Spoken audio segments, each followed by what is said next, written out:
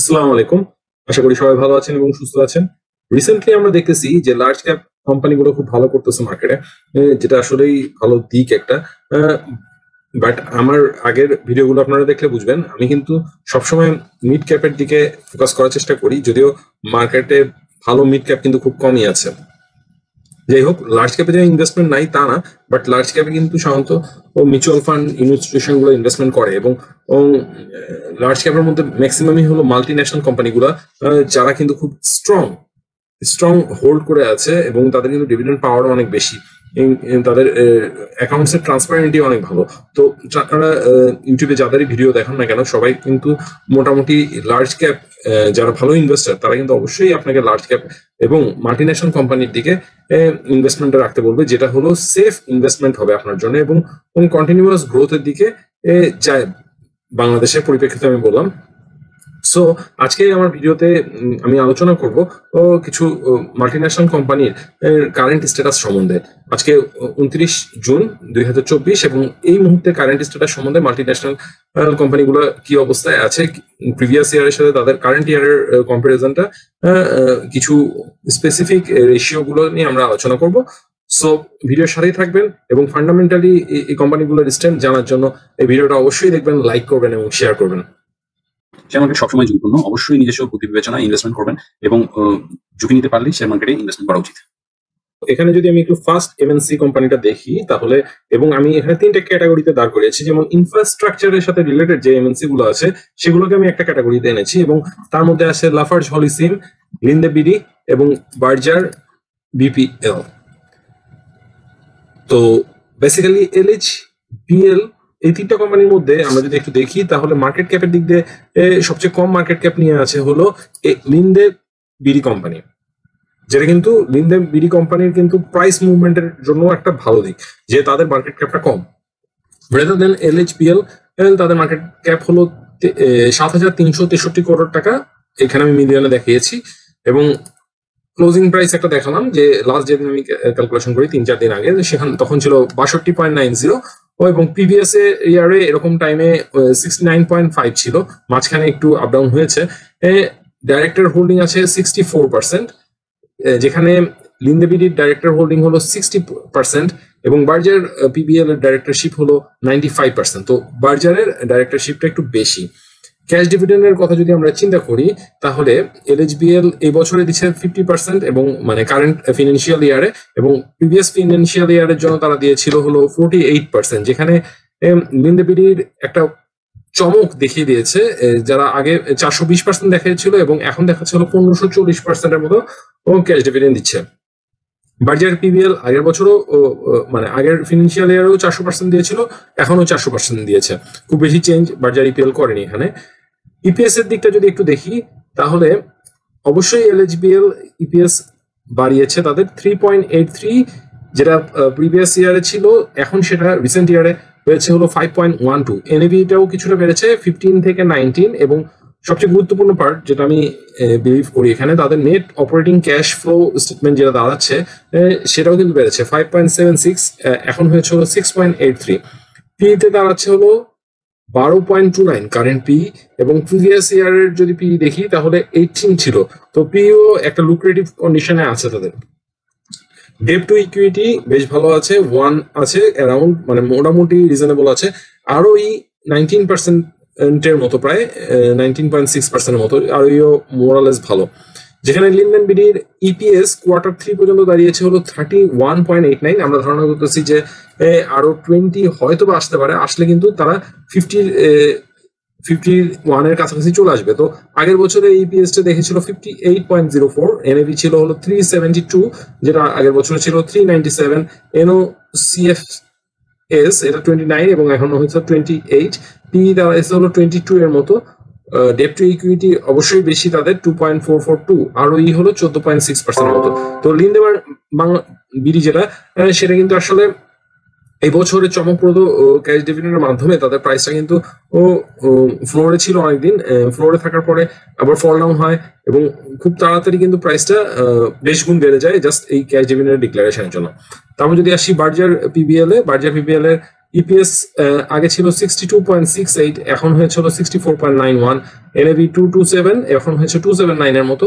এনওসিএফএস April 23 থেকে December 23 পর্যন্ত ও মারাত্মক পরিমাণ বেড়েছে, এটা একটা পজিটিভ দিক বার্জারি পিবিএল এর জন্য। 6.23 এবং 1.103.22। সিপিএস এটা কিন্তু বুঝায় যে তারা নগদে কত টাকার ব্যবসা করতেছে, বাকিতে না। হ্যাঁ, আর ইপিএস এর থেকে এইটা অনেক সময় কার্যকারী বেশি হয় যখন যাদের এটা বেশি পরিমাণ থাকে তারা কিন্তু ক্যাশ ডিভিডেন্ড দেওয়ার ক্ষমতাটা বেশি রাখে। এখন ক্যাশ ডিভিডেন্ড দিবে অথবা কোনো এফডিআর অথবা কোনো ট্রেজারি বেলে ইনভেস্ট করবে, এটা কিন্তু কোম্পানির ব্যাপার টোটালি। তো যাই হোক, পি মোরালেস তাদের 28.88 ছিল, 27.24 ওর এখন। ডেট টু ইকুইটি হলো 1.16 এবং আরওই হচ্ছে 23%, আরওইও বেশ ভালো। ও বার্জার পিপিএল এর ব্যাপারে বলতে গেলে এদের প্রাইসটা 1500 থেকে 1600 মধ্যে কেনা গেলে বেটার হতো। ও এখন মার্কেটে যে দামটা আছে সেটা কিন্তু ও ফেয়ার ভ্যালুর কাছাকাছি দামই আমার কাছে মনে হয় অনেকটা। সো এই তিনটা কোম্পানির মধ্যে বিবেচনা করলে আমার কাছে বেটার মনে হচ্ছে এলএইচবিএল, যদিও এটা খুব স্লো কোম্পানি, বাট এটার যে প্রাইসটা এখন আছে সেটা কিন্তু একটা লুক্রেটিভ প্রাইস আমার কাছে মনে হয়। আমি বলতেছি না যে কিনতে, লিনেবিডি অবশ্যই তারা বেটার করে হুট করে বেড়ে যায়, এটা কিন্তু যে কোনো মাল্টি ন্যাশনাল কোম্পানির ক্ষেত্রেই হইতে পারে। কারণ তারা যদি ভালো পরিমাণ ডিভিডেন্ড দেয়, তারা যদি ভালো পরিমাণ ডিক্লারেশন দেয়, তাহলে কিন্তু মানুষ আগ্রহ হুট করে মানে ভালো পরিমাণ দেখাবে এবং প্রাইস বাড়ার ক্ষমতাটা তাদের বেশি থাকে। কেন? তাদের কিন্তু একটা বড় হোল্ডিংস ডাইরেক্টরদের হাতে হোল্ড থাকে এবং মার্কেটে যখন অনেক শেয়ার আমরা দেখতে পারতেছি, বাট দেখা গেল যে মার্কেটে মুভমেন্ট কত ফ্রি ফ্লোট শেয়ার কিন্তু কম থাকে। সো সেই হিসেবে প্রাইসটা কিন্তু দ্রুত চেঞ্জ হতে পারে। যাই হোক, এখন আমরা কনজিউমার কমিউনিটি প্রোডাক্টগুলোর মধ্যে দেখি ইউনিলিভার, র্যাকিট বেনিফিশিয়ার এবং ম্যারিকো। এই সেক্টরটা আমার কাছে খুব বেশি ভালো লাগে। এই তিনটা শেয়ার এই সেক্টরে তাদের চলতেছে এবং এই তিনটার মধ্যে ইউনিলিভারটা কিন্তু অলরেডি তাদের কিন্তু ভালো একটা মুভমেন্ট হয়ে গিয়েছে এই 6 মাসে, আপনারা যদি খেয়াল করেন। ডিভিডেন্ড দিয়েছে, ডিভিডেন্ডের পর আবার তাদের প্রাইস আগের রেঞ্জে অলরেডি চলে আসছে, এখনো বাড়তির কন্ডিশনে আছে। মার্কেট ক্যাপ কিন্তু ইউনিলিভারের মোটামুটি বেশি বলতে গেলে 56,167, মানে 5,000 কোটি টাকার একটা কোম্পানি। এটার ক্লোজিং প্রাইস আমি ধরে নিচ্ছি 2,880, লাস্ট যেটা আমি ক্যালকুলেশন করছি তখন। ডাইরেক্টর হোল্ডিং প্রায় 90%। ক্যাশ ডিভিডেন্ড এবার ভালো দিয়েছে 300%-এর মতো, আগে দিয়েছিল 240%-এর মতো। ইপিএস 49.89 এবারকার, যেটা আগের বছর ছিল 60.64। তো ইপিএস কিন্তু একটু কমেছে আমরা দেখতে পাচ্ছি। এনএভিও একটু কমেছে 139 থেকে 122। এনওসিএফএস এটা কিন্তু বেড়েছে 18.82 থেকে 25.43। তারা বলে আসতেছিল তাদের র ম্যাটেরিয়ালের কারণে তাদের কিন্তু ইপিএস এ একটু ঘাটতি হয়েছে, কিন্তু তারা নেট অপারেটিং ক্যাশ ফ্লো বাড়ায় দেয় হলো তাদের ম্যানেজমেন্ট অথবা অন্যান্য কস্টিং কমায় তারা নেট অপারেটিং ক্যাশ ফ্লো বাড়ায় দেয়, যেটা এই কোম্পানির জন্য ভালো হিসেবে কাজ করেছে। এবং পি 33.29 থেকে 57.74 এসে দাঁড়িয়েছে। ডেট টু ইকুইটি খুবই ভালো 0.51, যেটা আগের মতোই রেশিও মেনটেন করেছে তারা। এবং আরওই খুবই ভালো, তাদের প্রায় 1.10, মানে প্রায় 110% মতো আরওই, যেটা আমরা বলতে পারি খুবই ভালো আরওই। সো তারপরে আসতেছে র্যাকিট বেনিফিশিয়ার, যেটা আমার কাছে খুব একটা প্রিয় শেয়ার এবং অন্যান্য ইনভেস্টর যেমন কবির ভাইও এই শেয়ারটা নিয়ে অনেক বেশি আশাবাদী। তো আমি কিন্তু এসআইপি তে এই শেয়ারটা অলরেডি ইনভেস্ট করেছি। আমাদের দেশে মিউচুয়াল ফান্ড, আমার একটা মিউচুয়াল ফান্ডে অ্যাকাউন্ট আছে, সেটাতে টাকা ডিপোজিট হচ্ছে, বাট এই শেয়ারটাতে আমি পার্সোনালি শুধুমাত্র একটা শেয়ারে এসআইপি তে ইনভেস্ট করেছি, বাকি পোর্টফোলিও যেভাবে আছে। সো লিভারের পরেই যদি আমরা একটু দেখি যে র্যাকিট বেনিফিশিয়ারের মার্কেট ক্যাপটা আমার কাছে বেশ ভালো লাগে, যে তাদের মার্কেট ক্যাপটা কিছুটা কম আছে, 2,168 কোটি টাকার মতো। ক্লোজ প্রাইসিং ছাড়া ছিল হলো 4,615 এবং প্রিভিয়াস ক্লোজ প্রাইসিং এ এমন একটা টাইমে 4,760 ছিল। ডাইরেক্টর হোল্ডিং 83%, ক্যাশ ডিভিডেন্ড দিয়েছে 550%, যেটা আগের প্রিভিয়াস ইয়ারে ছিল 980%। ইপিএস অবশ্যই বেড়েছে 139.5 থেকে 173.65। এনএভি আগে ছিল হলো 176.8, এখন দাঁড়িয়েছে হলো 252.69। এনওসিএফপিএস যেটা একটু কমেছে 271.66 থেকে 247.41। পি দেখাচ্ছে হলো 34.13 থেকে 26.58 বেড়ে দাঁড়িয়েছে, মানে কমেছে, যেটা ভালো দিক। ডেট টু ইকুইটি একটু কমেছে 0.86 হয়েছে এবং আরওই 78.9%, যেটা আগে ছিল হলো 85%-এর মতো অ্যারাউন্ড। সো র্যাকিট বেনিফিশিয়ারের ডিভিডেন্ডের একটা ফল ডাউন আমরা দেখতে পারতেছি, এই বাট এটা হয়তো সামনের বছরে তারা এটা সাস্টেন করবে না, ভালো একটা ডিভিডেন্ড দিবে। এই ফল ডাউনটা করার কারণ হলো তাদের কিন্তু দেখা গেছে ইনফ্লেশন বেড়ে যাওয়ার কারণে মানুষ টয়লেট্রিজ প্রোডাক্ট গুলো কেনা একটু কমিয়ে দিয়েছে, এবং সেই কারণে এই প্রোডাক্ট গুলো সেল কমে গিয়েছে।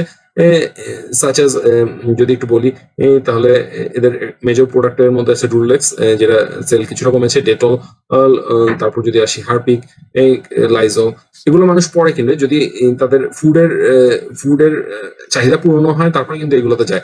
সুতরাং অথবা দেশি প্রোডাক্ট স্কোয়ার একটা বড় মার্কেট দখল করে ফেলেছে।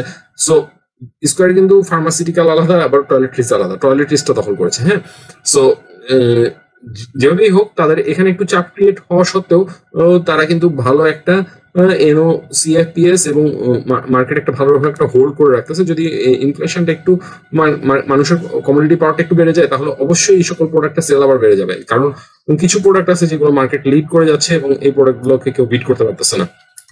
সো দ্যাটস ওয়াই আমি র্যাকেট বিনকে শেয়ার পছন্দ করি, এবং আমার মিড ক্যাপের ইনভেস্টমেন্টের মধ্যে কিছু টাকার ইনভেস্টমেন্ট আমি রেখেছি র্যাকেট বিনকে শেয়ার।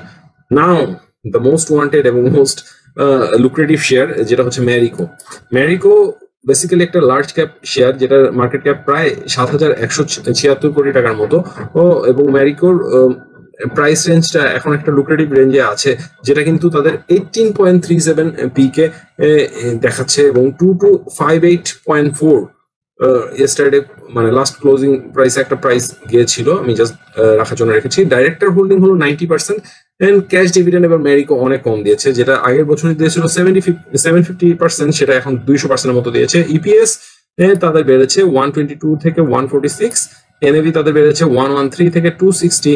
তারা কিন্তু বেশ কয়েকটা ফ্যাক্টরি মানে প্রায় রিসেন্টলি একটা ফ্যাক্টরি অপারেটিং স্টার্ট করেছে, যেটা একটা ভালো দিক। NOCFPS যেটা আগে ছিল 171 থেকে 195 এখন দাঁড়িয়েছে। পি তো আগেই বললাম। ডেট টু ইকুইটি আগে থেকে একটু বেড়েছে, 0.93 তে এসেছে, আর ওই বেশ ভালো 1.08, যেটা আগে 1.296 ছিল। ম্যারিকোর ব্যাপারে বলতে গেলেই এখানে একটু ফিনান্সিয়াল স্টেটমেন্ট থেকে যদি আমি এই পেজটা নেই এবং কোড করে রেখেছিলাম, এখানে দেখতে পারতেছি যে 2022-এ কিন্তু ম্যারিকোর কোনো ট্রেজারি বিলে ইনভেস্টমেন্ট ছিল না, যেটা 2023-এ প্রায় 245 কোটি টাকার মতো তারা ট্রেজারি বিলে ইনভেস্টমেন্ট করে, এবং এই কারণেই বলতে পারি যে তারা ক্যাশ ডিভিডেন্ডটা কম দিয়েছে। তারা কিন্তু বাংলাদেশের ট্রেজারি বিলের পার্সেন্টেজটা বেড়ে যাওয়ার কারণে এবং এফডিআর এর পার্সেন্টেজ বেড়ে যাওয়ার কারণে বেশ কিছু টাকা এফডিআরও করে। তো এইখানে টাকাটা ইনভেস্ট করার পিছনে তারা এরকম হতে পারে যে এই অপরচুনিটিটা কাজে লাগাচ্ছে, যাতে নেক্সট ইয়ারে যখন এই ইন্টারেস্ট গুলো জেনারেট হবে, তখন কিন্তু তারা ভালো একটা ডিভিডেন্ড দিতে পারবে, এটা আমরাও আশা করতেছি। তবে ম্যারিকোতে আমি এসআইপি থ্রুতে ইনভেস্টমেন্ট করবো, যেহেতু এটা লার্জ ক্যাপ এবং এটা লং টার্ম ইনভেস্টমেন্টের জন্য অবশ্যই বেটার একটা শেয়ার আমার কাছে মনে হয়। ব্যাট বিসি নিয়ে আসলে আমরা অনেকেই অনেক আশাবাদী, কিন্তু ব্যাট বিসি আসলে ভয় পারফর্ম করতে পারতেছে না, কারণ হইতেছে যদি সোজা কথা বলতে হয় যে ট্যাক্সের চাপটা দিনে দিনে শেয়ার মার্কেটে দিনে দিনে স্মোকিং এ বাড়াচ্ছে, মানে এই তামাক জাতীয় প্রোডাক্টে, এবং এই ট্যাক্সের বার্ডেনটা আসলে ব্যাট বিসিকে অনেক বড় ধরনের একটা প্রেসারে ফেলে দিয়েছে।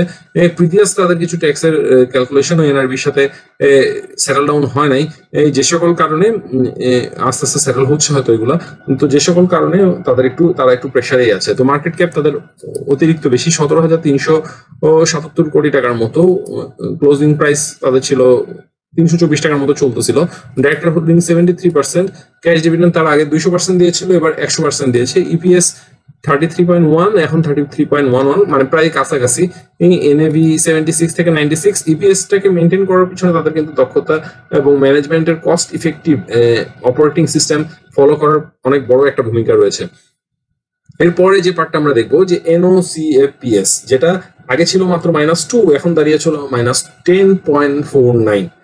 এটা একটা চ্যালেঞ্জিং ব্যাপার তাদের জন্য, এবং রিসেন্টলি গভর্নমেন্টের যে ট্যাক্স ব্র্যাকেট সেই হিসেবে ব্যাট বিসির জন্য আসলেই অনেক প্রেশার হয়ে যাচ্ছে বিজনেসটাকে অপারেট করা। যদিও ব্যাট বিসির নতুন চেয়ারম্যান এসেছে, হোপফুলি তারা যদি এক্সপোর্ট ওর ভলিউম অনেক বাড়াতে পারে, তাহলে কিন্তু ব্যাট বিসি ভালো করবে। এবং পি তাদের মাত্র 9.81, যেটা একটা লুক্রেটিভ পার্ট।